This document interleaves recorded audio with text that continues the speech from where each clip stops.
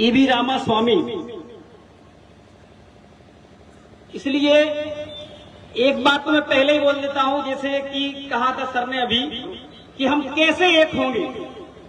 तो ये सबसे बड़ी बात है कि हम 3743 जातियों में जो हमारे महापुरुष पैदा हुए हैं, अगर हम एक दूसरे की जयंतियों में जाएं, परिनिर्वाण दिवस में जाएं और इस प्रकार के कार्यक्रम करें तो निश्चित ही हम आगे बढ़ सकते हैं और विजय प्राप्त कर सकते हैं। सर्वप्रथम दूसरा, हम तथागत गौतम बुद्ध, कबीर पेरियार, सवर्ण अशोक, हृदयनाथ लोधी, अवंतीबाई से लेके जो हमारे महापुरुष हुए हैं, जैसे कि राष्ट्रपिता शिक्षा के जनक ज्योतिबा फुले, राष्ट्रमाता शिक्षा की जननी सावित्री फुले, फातिमा शेख और ऐसी तमाम हमारी वीरांगनाएं, ऐसे हमारे दोस्त, सभी गुरुओं महापुरुषों को के चरणों में नमन करते हुए मैं अपनी बात को आगे बढ़ाऊंगा। बातें बहुत हो चुकी हैं, सभी ने लंबे शब्दों में मतलब लंबी बात अपनी रखते हुए सारी बातें बता दी है, लेकिन फिर भी मैं क्योंकि ओबीसी समाज का प्रतिनिधित्व करता हूं, बहुजन समाज का करता हूं, तो बोलने के लिए इतने शब्द हैं कि अगर हम दिन रात ही बोले 48 घंटे तो भी रिपीट नहीं होगा काम। देखिए साथियों, ये आज का जो कार्यक्रम है, मूल उद्देश्य इसका है कि भारतवर्ष में जो मनुवाद, जो ब्राह्मणवाद जो है, जिसका आप सोचिए 1869 में जब जन्म लिए होंगे और 15 साल की आयु के बाद ईवी रामास्वामी अपने पिताजी से बगावत करते हैं कि मैं इस धर्म को मानने वाला नहीं हूं जो हमारे हक अधिकारों का विरोधी है, जो हमारी माता बहनों को कहता है कि आप 16 सोमवार कर लो, आपको अच्छा पति मिल जाएगा। वो ये नहीं कहता कि आप राष्ट्रमाता जो है उनको अपनाओ। तो ये जो आज जो एक कार्यक्रम हुआ है, ये बहुत ही बड़ा कार्यक्रम है, क्योंकि खाते गांव है, यहाँ आरएसएस का बहुत बड़ा गढ़ है, यहाँ पर ब्राह्मणवाद बहुत बड़ा हावी होता है। और एक बात और बताना चाहूंगा कि आज के दिन ही एक माली समाज के यहाँ का जो प्रेजेंट अभी का जो विधायक है, सोचने वाली बात है कि उसको जहर दे के मार दिया और वो खुद कह के जा रहा है कि मुझे इस विधायक के भाई ने मारा है। लेकिन हम डरने वाले नहीं है, ये ब्राह्मणवाद की जड़ों उखाड़ने के लिए ही हम लोग इस मंच पर आए हैं। क्यों? क्योंकि मैं एक चीज बताना चाहूंगा, आपको पता है प्रीतम सिंह लोधी ने क्या कहा था, सभी जानते होंगे, शायद वीडियो देखे होंगे। प्रीतम सिंह लोधी ने कहा कि भैया हमारे यहाँ कुछ लोग आते हैं मनुवादी एंटीनाधारी और वो 9 दिन तक अपनी भागवत करते हैं, तमाम प्रकार की चीजें करते हैं। सुना होगा ना, नहीं सुना हम बता देते हैं, और वही बात मैं रिपीट कर रहा हूं। तो वो पेरियार जी की विचारधारा सिर्फ था और वो सिर्फ अनुभव बता रहे थे। प्रीतम सिंह लोधी जो है वो ज्यादा पढ़े लिखे नहीं है, इसलिए उन्होंने सच्ची बात बोल दी जो अनुभव था। उन्होंने कहा कि भैया वो आते हैं, डेली बोलते हैं आज घी ले आना, आज ये वाला अनाज ले आना, आज ये दाल ले आना, ये नमक ले आना, हल्दी ले आना, घी दूध दही से लेकर सारे जितना भी पौष्टिक आहार होता है वो सारा का सारा जो ब्राह्मण उस गद्दी में बैठता है और उनके साथ जो आते हैं लोग, उनको लगातार देने का काम करते हैं। आपको पता होगा अभी बड़े बड़े पंडाल सजते हैं आपके एरिया में भी। तो उन्होंने कहा कि भैया ये जो आप करते हो इसको बंद कर दो और इसकी जगह आप शिक्षा में ये जो आप है उसमें पैसा लगाना शुरू कर दो। जो आप उनको पाखंडियों को खिलाने का काम कर रहे हो, जो वो आप खुद अपने बच्चों को खिलाओ, ताकि आपके बच्चे इन जो जब ये शोषण अत्याचार करते हैं, बलात्कार करते हैं, इनका सामना कर सके। इसलिए उन्होंने ये बात रखी थी। लेकिन आपको पता होगा बीजेपी ने लात मार के प्रीतम सिंह को बाहर कर दिया। और किसने किया? बीडी शर्मा ने। और बीडी शर्मा क्योंकि बहुत बड़ा ब्राह्मणवादी है, आरएसएस का है। अब आरएसएस तो आप जानते ही हो, आरएसएस का मुख्य एजेंडा जो इस देश के अंदर है, ब्राह्मणों को सबसे ऊपर बैठाना और उसको बनाए रखना कि वो ऊपर बैठा रहे। इसके अलावा कुछ भी नहीं है आरएसएस का। आप दरी चटाई झंडा उठाते रहो वहां पे आप, लेकिन बताइए आपके ना तो बाबा साहब अम्बेडकर की जयकारा कभी लगाते हैं, ना ईवी स्वामी पेरियार साहब की तो लगा ही नहीं सकते, क्योंकि उनकी लगाएंगे तो उनकी जड़ें खोल जाएंगे। वो इतने बड़े महान विचारक रहे हैं। तो मैं ये बताना चाह रहा हूं आपको कि जो ब्राह्मणवाद है वो ये है कि वो आरएसएस चला रहा है। आरएसएस आप लोग कैसे बैठे पता है आपको? अगर आपको हम बोल दें कि आप व्यवस्थित बैठे तो बैठेंगे नहीं, लेकिन उनमें वो जो है क्योंकि उनमें त्याग समर्पण की भावना है, वो ऐसे ही देश में राज नहीं कर रहे हैं। आप लोगों ने बोला बहुत अच्छी बात है, लेकिन मैं ये कहना चाहूंगा अगर वो विदेशी हैं तो ये जान रहे हैं कि हम विदेशी और हम मूल्यवासी हैं, तो ये जान नहीं पा रहे कि हम मूल्यवासी हैं, इसलिए हम परेशान हैं। बताइए, उनको मालूम है कि इस देश के मूल्यवासियों पे कैसे राज करना है, और हम अपने महापुरुषों को पढ़ के ये नहीं पता कर पा रहे कि हमें इन विदेशियों को कैसे भगाना है साथियों।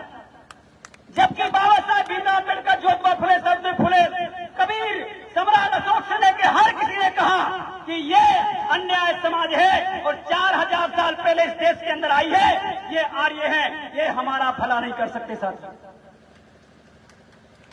हमारा खान पान से लेकर हर चीज अगर लगा लो आप, कुछ भी उनसे नहीं मिलता है। लेकिन मैं कहना चाहता हूं आपका उठना बैठना, गाय चराना, खेती करना से लेके आप जो भी काम करते हैं हम बहुजन समाज की सब एक बराबर काम होता है। ऐसा कुछ नहीं है, अलग कुछ भी नहीं करते हैं, चाहे वो हमारी आप धरती माता को माने या आप पेड़े को पूजे, जो भी कर रहे हो। लेकिन मैं एक बात कहना चाहूंगा, पाखंड तो खत्म होगा इस देश से। क्यों? क्योंकि शिक्षा अब हमारी आ गई है। लेकिन इस देश के अंदर जिस प्रकार से मोदी सरकार ने अभी जो करते हैं, आजादी की बात कर रहे थे, लेकिन जब से मोदी आए हैं और आरएसएस ने जिस प्रकार से एजेंडा दिया है, तो लगातार आप देखिए इस मध्य प्रदेश के 46,000 स्कूल को बंद कर दिया साथियों। और सबसे बड़ा नुकसान किसको होगा बताओ?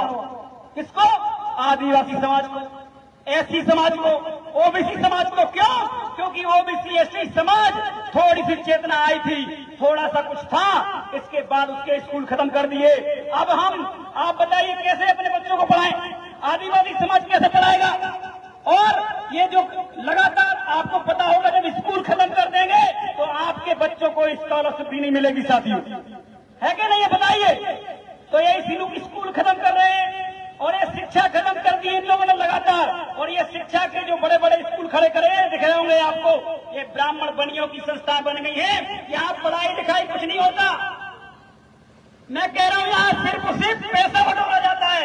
एक तरफ किताबें रखने वाला एक बनिया बैठ जाता है, एक तरफ एक ब्राह्मण बैठ जाता है पढ़ाने वाला, और अपनी विचारधारा को लगातार बढ़ाने का काम करता है, पैसे कमाने का काम करता है, शिक्षा देने का काम नहीं करता। जो समाज तुम्हारे आरक्षण का विरोध कर रही हो तुम्हें पढ़ा लिखा के ऊंची गद्दी में बिठाने का काम नहीं कर सकता साथियों, समझना पड़ेगा। लेकिन हमारे लोगों को समझ नहीं आ रहा। लोग कहते हैं हम 70 साल से इतना काम कर रहे हैं, उतना काम किया, ये किया, वो किया, लेकिन आप खुद अपने बच्चों को बगावत करने की काम वो नहीं करते हैं कि आप कम से कम बगावत करिए, ब्राह्मणवाद के खिलाफ बगावत करिए, लेकिन नहीं कर पाते। उनके देखिए आप आरएसएस के कई प्रचारक, एक अगर बागेश्वर धाम में बताओ आपको, बागेश्वर के धाम का बोलता है कि लोदियों का डीएनए गवाह हो गया। कैसे? कि प्रीतम सिंह लोधी ने पाखंड में प्रहार कर दिया, पाखंड पे। अब पाखंड भैया ये बताइए, पाखंड पे अगर प्रहार किया है तो किसको दर्द हुआ? ब्राह्मण को दर्द हुआ और पूरे ब्राह्मणों को दर्द हो गया। लेकिन बंडा की बेटी जिसके साथ बलात्कार अरुण सिन्हा ने किया, एक भी ब्राह्मण समाज का सामने आके ये नहीं बोला कि अरुण सिन्हा ने गलत किया है साथियों। इसलिए मैं कहता हूँ अंग्रेज सही कह गए कि ये जितनी भी कौमें बाहर से आई है, ये न्याय प्रिय समाज नहीं है जो हमारे भारत में रह रहे हैं और मूल्यवादी समाज को परेशान करने का काम कर रहे हैं साथियों। हमें समझना होगा इस देश के अंदर हमारा दुश्मन कौन है। बिल्कुल सही बात बताइए, दुश्मन कौन है? जो हमारे हक अधिकारों का हनन कर रहा है, जो हमारी जाति का जनगणना नहीं करने दे रहा है, जो कॉलेजियम सिस्टम को लगातार बनाने का काम कर रहा है, और ये सारी चीजों का दुश्मन है आरएसएस। अभी तो वही है जो लोधी, कुर्मी, काशी, पटेल, कुशवाहा, प्रजापति, रेखसाऊ, एसटी, एससी, ओबीसी 3,743 जातियों को ये गुलाम बना के रखा है। और ये कहते हैं कि हमारे लोग विधायक बन जाए, सांसद बन जाए, ये दरी चटाई झंडा उठाने से ज्यादा कुछ नहीं कर पाते हैं, ये पाए लागू से ज्यादा कुछ नहीं कर पाते हैं। क्यों? क्योंकि इनके अंदर जो विचारधारा है वो कहीं ना कहीं आरएसएस की है। और आरएसएस ये कहता है कि ब्राह्मण बड़ा है, क्षत्रिय फिर उसके नीचे, फिर इसके बाद ठाकुर, फिर इसके बाद शूद्र पूरा। और सूत्रों में भी बंटवारा कर दिया। लोधी जी आपसे बड़ा है सोनी, सोनी जी आपसे बड़ा है तामकार, तामकार जी आपसे बड़ा है यादव, यादव जी आपसे बड़ा है बघेल, पाल, ऐसे करके सारे लोगों को तोड़ दिया। और तोड़ के हमको अलग अलग करके वो क्या करते हैं, वो एक ही महासभा बनाते हैं और उस महासभा का नाम होता है ब्राह्मण महासभा, वैश्य महासभा। और अब तो उनने सवर्ण महासभा बना ली। लेकिन हमारे लोग एक महासभा बनाते हैं, लोधी महासभा, उसके अंदर 40 महासभा और बना देते हैं। यादव महासभा, उसके अंदर 40 यादव महासभा बनाते हैं। जाति यादव और उपजाति 40, ऐसा करके पूरे देश को खंड खंड में तोड़ने का काम अगर किया है तो ब्राह्मणवाद ने किया है। लेकिन कई लोग कहते हैं कि ब्राह्मण के बड़े कुछ जो होते हैं, अरे भैया यार आप लोग पूरे ब्राह्मणों को क्यों बोलते हो, ऐसा बोलते हैं वो लोग। लेकिन मैं कहता हूं पूरे में से जितने अच्छे हैं कम से कम वो हमारे लिए क्यों नहीं बोलते हैं, एक भी नहीं बोलता। इसलिए उनके अंदर जो पेशेंस है वो हमारे अंदर नहीं है। हमारे लोग तितर बितर बैठते हैं, हमारे लोग अच्छे सुनते नहीं है, हमारे लोग लेजी हो जाते हैं थोड़े से भी सुनने में। क्यों? क्योंकि हम बाबा साहब को नहीं पढ़ते, हम सावित्री फुले को नहीं पढ़ते। सावित्री फुले को अगर एक बार पढ़ लेंगे ना, जिस दिन महिलाएं अच्छे से, हमारी बहन बेटियां, वो अपने घर में बगावत कर देंगी और उस बगावत को पुरुष को स्वीकार करना पड़ेगा। क्योंकि वो कहेगी हमें शिक्षा चाहिए, हमारी भी जमीन में नाम होना चाहिए, हमें भी कलेक्टर, हमारी बेटियों को कलेक्टर बनाना है। लेकिन ये पुरुषवादी जो भारत चल रहा है इस देश के अंदर, हमें इसके खिलाफ भी हमें बोलना पड़ेगा। एक पुरुषीय सिस्टम जो चल रहा है इस देश के अंदर, इसके खिलाफ भी हमें बोलना पड़ेगा। क्यों? क्योंकि हम आगे तो हो जाते हैं, बाद में कहते हैं कि भैया वो महिला को आगे करो। अरे महिलाओं को तुम सिखा ही नहीं रहे हो, उनको तुम कुछ बता ही नहीं रहे हो, उनको पढ़ाना नहीं है तुम्हें, उनको क्या करते हो, भैया बड़ी हो गई लड़की। कौन कहता पता है? ब्राह्मण समाज के लोग कहते हैं। हमारे लोधी, कुर्मी, काशी पटेल, कुशवाहा, प्रजापति, साहू के बीच जब आते हैं, भैया आपकी बेटी बड़ी हो गई। कितने साल की है? 13-14 साल की।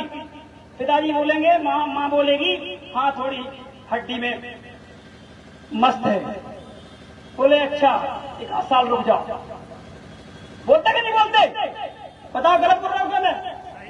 लेकिन उनकी लड़कियां जब 27, 28 साल, 32 साल की हो जाती हैं, तो वो कभी नहीं बोलते कि हमारी लड़की बड़ी हो गई। क्योंकि वो लोग सोच के बैठे हैं कि हमें इसको कलेक्टर बनाना है, इसको IAS IPS बनाना है, इनको हमें तैयार करना है। और हम लोग क्या उनकी बातों में आ जाते हैं।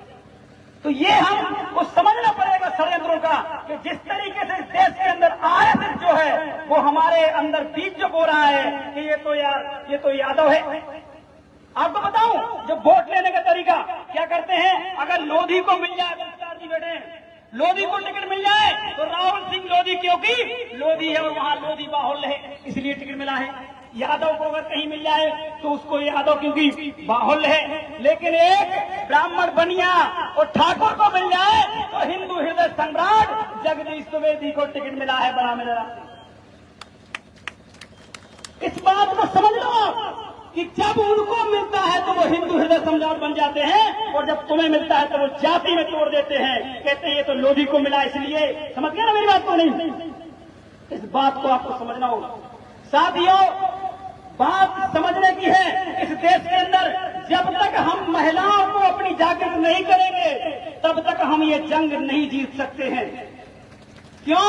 हमने अभी कार्यक्रम किया, संस्कार की सभी को मालूम होगा, मैंने खुद ऑर्गेनाइज करवाया। ओबीसी महासभा की ओर से पूरी ओबीसी महासभा ने एक कार्यक्रम किया सागर में। 1 लाख से ज्यादा लोगों को इकट्ठा किया हम लोगों ने, 1 लाख से भी ज्यादा। इसके बाद आप देखिए हर जगह कम से कम 30,000 40,000 लोग इकट्ठा होकर कार्यक्रम कर रहे हैं। और इस मध्य प्रदेश की मनुवादी RSS बीजेपी कांग्रेस की सरकार को आप लोगों को लगता होगा ऐसा कि ये बीजेपी अलग है, कांग्रेस अलग है, आप अलग है। मैं कह रहा हूं आपको लगता है कि आप पार्टी अगर आपकी है तो बताइए जनगणना के मुद्दे पे क्यों आंदोलन नहीं कर रही? कोलिजन सिस्टम खत्म करने के लिए क्यों आंदोलन नहीं कर रही? अगर आपको लगता है कांग्रेस बीजेपी अलग है तो मुझे आपको बताना चाहूंगा कि अगर ये दोनों कमलनाथ और शिवराज सिंह चौहान जब यहाँ पिछड़ा वर्ग के जो अध्यक्ष हैं गौरीशंकर बिसेन, उनके यहाँ गए, उनके दफ्तर में गए, जबकि उसमें लिखा हुआ था कि पिछड़ा वर्ग के अध्यक्ष, इसके बाद भी दोनों ने मिलकर भी, तीनों ने मिलकर ये बात नहीं कर पाए कि पिछड़ा वर्ग का 70% आरक्षण जो है, जिसपे लगातार बार बार स्टे लग रहा है मनुवादी जजों के द्वारा, ब्राह्मणवादी जजों के द्वारा, उन्होंने उस पर भी बात नहीं की। इसका मतलब ये है कि बीजेपी कांग्रेस दोनों के दोनों एक है, सिर्फ पावर ट्रांसफर करती है। इनकी खदानें चलती रहती है, इनके रोड के ठेके चलते रहते हैं, ये जल जंगल जमीन को नष्ट करते रहते हैं, और वही आदिवासी समाज को जिसकी जल जंगल जमीन है, लाइट तक उसको नसीब नहीं होती है। लाइट नसीब नहीं होती जब तक, ये रियलिटी है, संविधान में लिखा है प्रथम नागरिक इस देश का अगर कोई है तो आदिवासी है। लेकिन उसी आदिवासी समाज के क्षेत्रों में खनन करके हीरा जवाहरात कोयला निकाल के ये लोग क्या कर रहे हैं, कोयला निकालते हैं, लाइट बनाते हैं, आदिवासियों को, एससी वालों को, हमारे ओबीसी वालों के क्षेत्रों में बिजली नहीं जाती, जबकि वो कहाँ का मटेरियल था, आदिवासी समाज के एरिया का। लकड़ी, बड़े बड़े गेट बनाएंगे, बड़े बड़े सोफा, बड़ी बड़ी ऐसे ऐसे बना देते हैं वो लोग, लेकिन वो लकड़ी कहाँ की, आदिवासियों की। लेकिन वो किसके घरों में है, सवर्णों के घरों में है। एक नहीं 50-50 सोफा पड़े हैं, कभी कभी तो लगता है साल भर बैठे नहीं होंगे।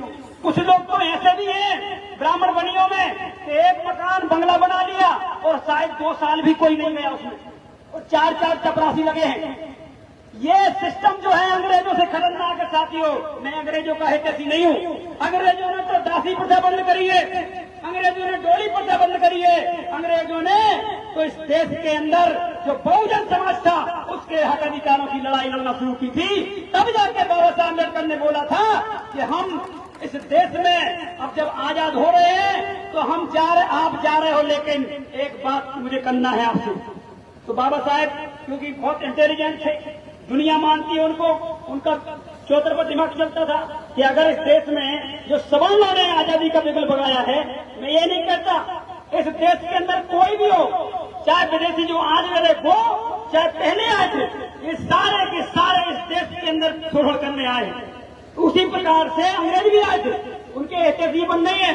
वो आप समझिए, कोई आपको 100 जूते मार रहा और कोई आपको 10 जूते मार रहा, तो कम से कम 10 जूते वाले चल जाएगा कुछ समय के लिए।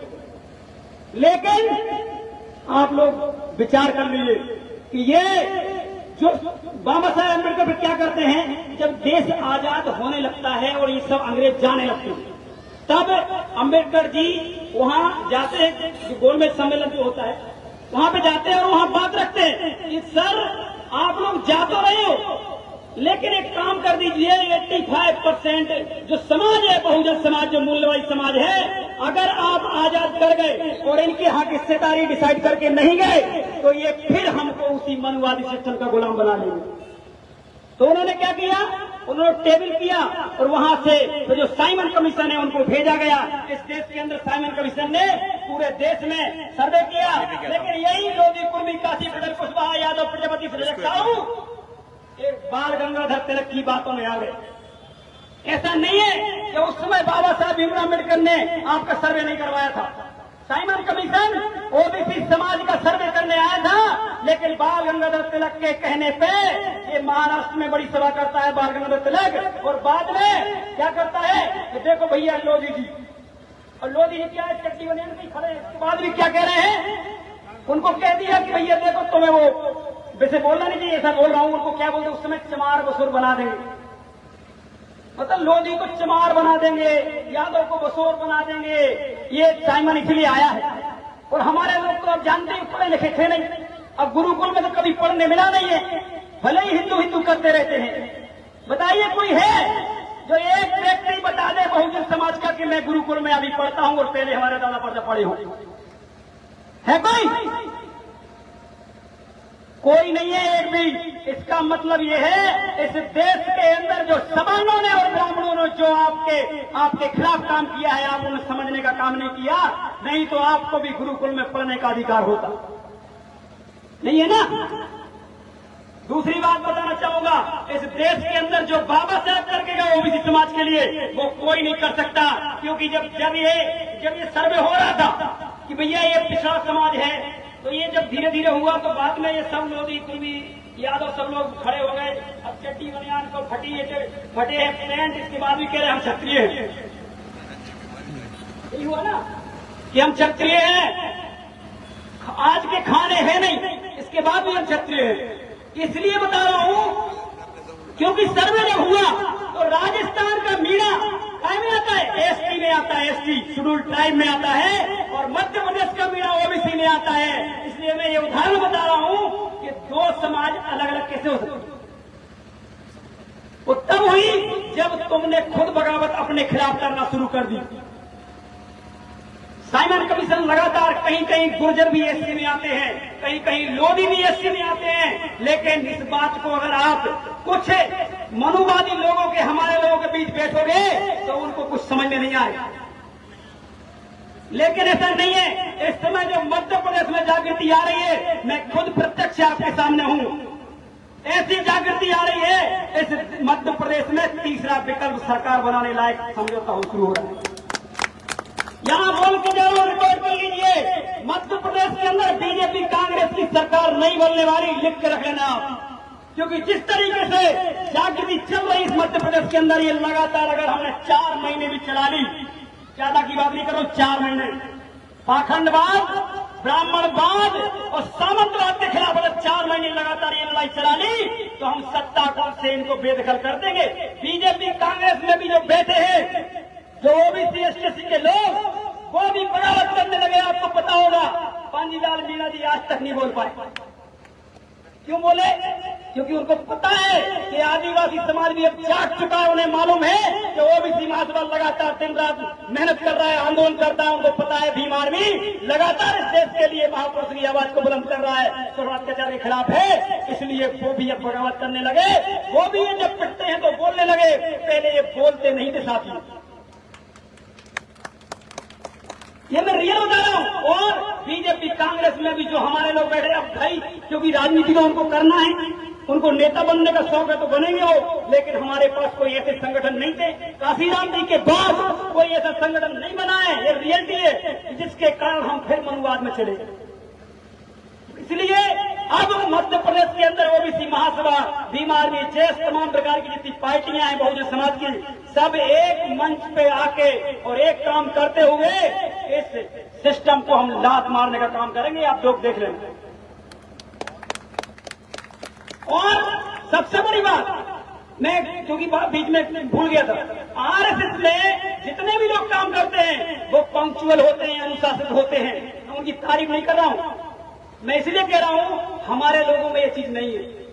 हमारे लोगों में एक अगर टीवी स्वामी पेरियार साहब हो जाते हैं तो वो इतना बड़ा नाम कमाते हैं और आपको बहुत कुछ देके जाते हैं। उनके लोग तो छोटे छोटे बच्चे उनके छोड़ देते हैं, जाओ आप अपना धर्म का प्रचार करो, क्योंकि उनको मालूम है कि ये कलयुग है। कलयुग में बाबा साहब भीमराव अम्बेडकर, ज्योतिबा फुले साहू जी महाराज जैसे महापुरुष पैदा हो गए, इसलिए इस देश में कलयुग कहने लगे लोग। ये कलयुग भी मुझे लगता है आजादी के बाद ही हुआ, पहले नहीं था। पहले वो पता नहीं द्वापर कौन पता नहीं क्या चलता रहा उनका। तो कहने का मतलब ये है, वो सही बता रहे थे कि महिलाओं की पूछे ही नहीं होती थी, पुरुषों की होती थी। मैं भी गजब तक सोचते रह गया, ये बात सच्चाई है। देखिए क्या है ना, तर्कवान बनना बहुत जरूरी है, वैज्ञानिक सोच रखना बहुत जरूरी है। क्योंकि जो पाखंड जो चला रहे हैं वो भी बड़ी बड़ी गाड़ियों में बैठने का काम करते हैं। उनका बाप एक फूंक मार के बना नहीं सकता गाड़ी सब। इनकी औकात समझ रहे हैं? अगर डीजल खत्म हो जाए तो उनका बाप एक कदम आगे गाड़ी नहीं चला सकता। जितने भी देश के अंदर जो पाखंड चला रहा है उनको पूरे को चैलेंज कर रहा हूं साथियों। इनकी औकात करी है और तुम्हें कहते हैं कि फूंक मारने तुम्हारा बच्चा हो जाएगा, तुम्हारी नौकरी लग जाएगी, तुम्हारा ये हो जाएगा, तुम्हारा वो हो जाएगा। लेकिन समझना होगा साथियों, जानना भी होगा और डरना तो बिल्कुल भी मत। डरोगे लड़ाई नहीं जीत सकते।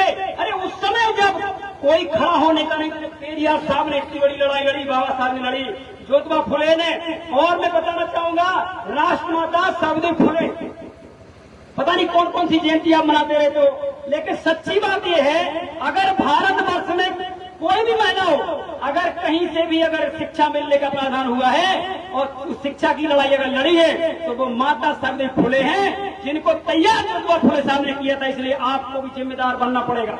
आपको माता पिता, आप जो भी पिता हैं, भाई हैं, चाचा हैं, फूफा हैं, क्या है, इसका मतलब नहीं है। आपको अगर लगता है कि हमारे परिवार में बेटियां हैं तो उनको मिशन दीजिए। आप सिर्फ ये मत सोचिए बड़ी हो जाए और शादी कर दें।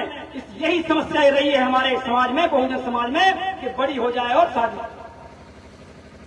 एक और समस्या रही है, ये लोग जो हैं, सामंतवादी जो लोग हैं, ये जानबूझ के अपने लड़कों से हमारी लड़कियों में कमेंट कराते हैं, हमारी लड़कियों को छेड़ने का काम करते हैं, ताकि आप कम उम्र में इनकी शादी कर दो, ये बर्बाद हो जाए महिलाएं भी।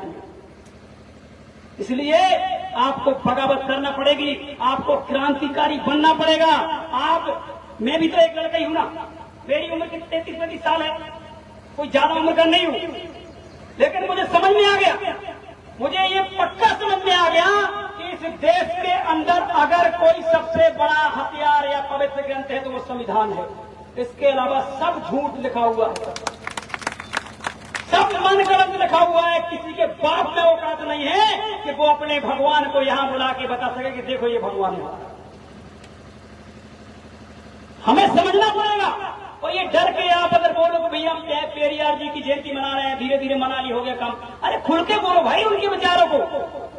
अगर उन्होंने बोला है पाखंड है, ये तो है, सच्चाई जानना पड़ेगी। और ये लोग कम लोग नहीं है यहाँ। मैं तो कह रहा हूं कि पहली बार मध्य प्रदेश की धरती में रूपेश जी, आशु जी ने और आप सभी लोगों ने मिलकर इतना बड़ा काम किया है। सबसे बड़ा तो मैं धनगर समाज को भी कहना चाहता हूं कि आप लोगों ने बड़ा ये जो कार्यक्रम किया है, अगली बार आप करोगे अगर, तो मैं कह रहा हूं कि वहां तक वो जगह है ना, वो बनेगी नहीं। आप सभी ये लाइव वीडियो है, ये सारे वीडियो छोटे छोटे सभी ग्रुपों में डालें, अपने रिश्तेदारों को भेजें, अपने लोगों से बात करें कि देखिए किस तरीके से ये उनको समझाएं, बताएं, धीरे धीरे समझ में आएगा। और खासकर 35 साल की जो आयु वाला जो है वो बहुत जल्दी आपको समझ जाएगा। साथियों, क्योंकि समय बहुत ज्यादा हो रहा है और क्योंकि अब हमारे साथी जो हैं जितने भी हैं, मैं तो इन सबसे बहुत छोटा हूं, लेकिन इतना मैं एक और चीज कहना चाहता हूं, आप लोग सभी ओबीसी महासभा में जुड़े। यह एक गैर राजनीतिक संगठन है और ये देश में पूरे ताकत के साथ लड़ाई लड़ रहा है। इसलिए आप सभी को इस संगठन से जुड़ना है। बोलने को बहुत कुछ है, लेकिन क्योंकि समय हो चुका है, ज्यादा कुछ लोगों को जाना भी है, तो मैं बहुत बहुत धन्यवाद देना चाहूंगा कि आपने हमें बुलाया यहाँ और इतना सम्मान दिया। मंच पे बैठे सभी हमारे जो वरिष्ठ जन हैं उनको भी मैं नमस्कार करता हूँ, नमन करता हूँ। जय भीम, जय भारत, जय जोहार। बहुत बहुत धन्यवाद भाई साहब। आदरणीय हमारे बीच में महेंद्र सिंह जी लोधी साहब कोर कमेटी सदस्य ओबीसी महासभा से थे और इनके युवा विचारों से ये जानना पड़ता है कि हमें करना चाहिए। इसी कड़ी में हमारे आशु भाव साहब वो आए और हमारे आज के कार्यक्रम का आभार प्रदर्शन करें। आशु भाव साहब, इस पे थोड़ा सा गंभीर हो जाओ। जी जी जी, ताकि समय रहते अपन सारी चीजें। जी जी जी जी जी सभा में पधारे सभी अतिथिगण। जी जी सर, एक सेकंड मिल रहा हूँ। मैं पुनः पेरियार की जन्मदिवस की शुभकामनाएं देता हूँ। सभा में पधारे मेरे सारी अतिथियों का मैं आभार व्यक्त करता हूँ।